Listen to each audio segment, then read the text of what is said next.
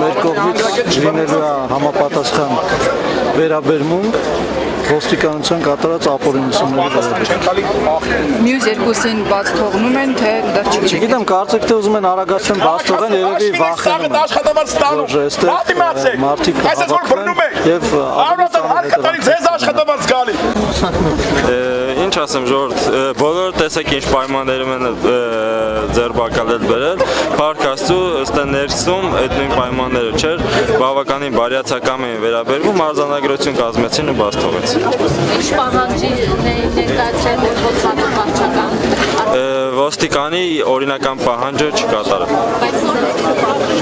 Պահանջը փողոցը բաց է։ Ձեզ նման պահանջ ներկայացրել եք այստեղ Ընդհանուր ոստիկանությունը եկել էր ու ուզում էր, ասենք, այդ ակնհայտ էր, որ իրանք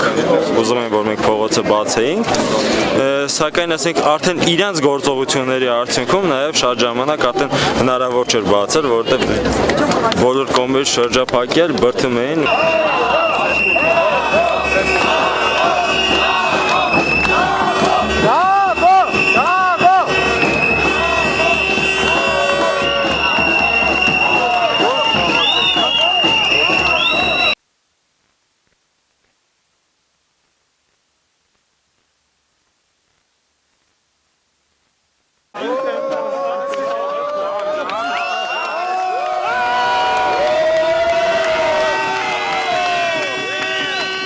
Մենք հայտարարում ենք, ես չեմ, մենք հայտարարում ենք, որ այս ամենը ինչ այսօր եղավ, այս անհնազանդությունը, դրա հետևանքում բերման ենթարկված քաղաքացիներ, այս ամեն ինչի պատասխանատվությունը ֆինանսների նախարարի վզին է, ուսերին է։